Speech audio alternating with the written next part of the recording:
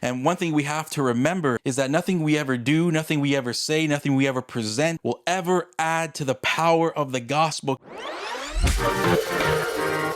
What's up, guys? Matt here, and today I have a video I want to react with you guys to, and it's about a video that's been getting a lot of negative and a lot of controversy in the comment section of where it was originally posted, and it's about a church in Texas, this mega church that's having their annual Christmas service that they do every single year for about a week, and it has drummers that are suspended from the ceiling in this whole extravaganza show, and they're just floating back and forth doing the drum lining, like this whole shebang. It's pretty crazy. We're gonna check it out, and yeah, a lot of people are against it. A lot of people are saying, why is this happening in the church? Why is the church using the money for this? You know, it's just the whole 9 yards. Go read the comments yourself. But let's just jump into the video right now and see what's up.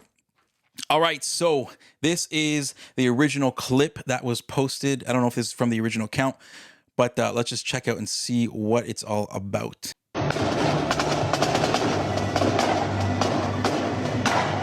So this is from a rehearsal. Someone posted a clip and it got a lot of attention. You see they got drummers suspended in the air, the whole graphics in the back. It's doing the drum line. The guy's beard is on point. A lot of people are saying, why? Like, why is this happening? Is this even church? Why?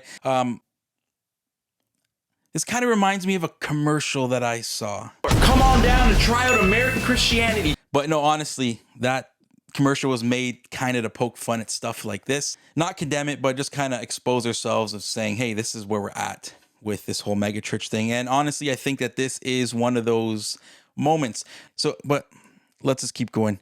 So I found another video of one of the drummers that was actually suspended in the air, floating back and forth. He posted his personal video of him drumming from one of the performances. This guy, I don't think he's from the church. It says right here, for the last 4 years, Prestonwood Baptist Church hired me along with several other percussionists as one of the many drummers to perform the role of Flying Drummer Boy in their annual Gift of Christmas show. So right off the bat, this is a show.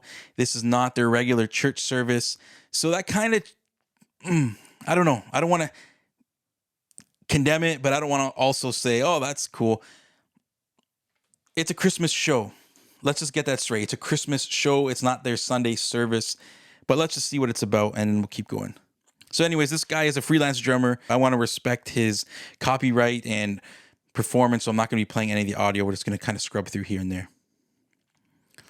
So, cool camera, 360 cam. So you see lights, camera, action, everything, packed house. Very flashy, very professional looking. Oh, he's got the LED drums and LED suit, and he's getting suspended in the air.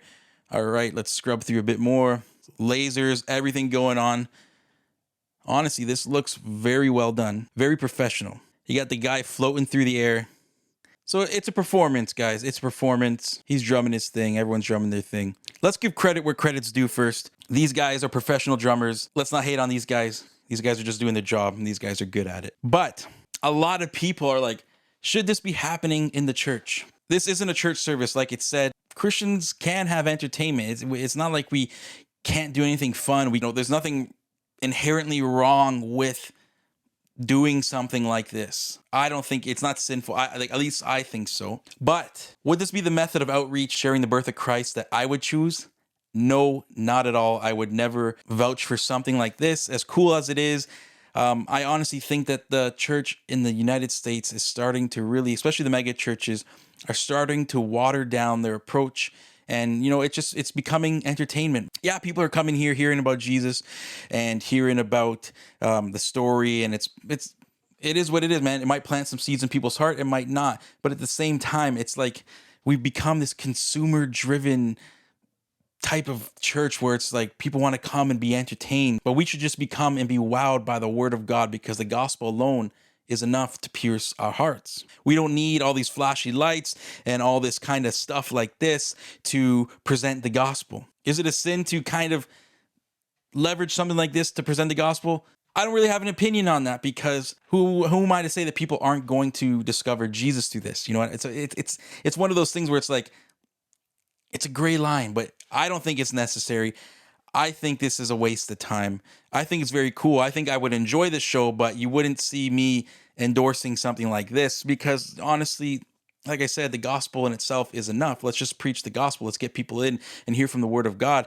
And one thing we have to remember is that nothing we ever do, nothing we ever say, nothing we ever present, nothing we ever bring forward will ever add to the power of the gospel, because the gospel in itself is enough, and it always has been, and it's always been sufficient. Back in the day when the disciples were walking around and traveling, doing their missionary work, they weren't putting on shows. They weren't doing extravagant things. They were just going town to town preaching the good news, and people were being saved in the thousands. Let's just get back to the gospel, and the gospel is more than enough.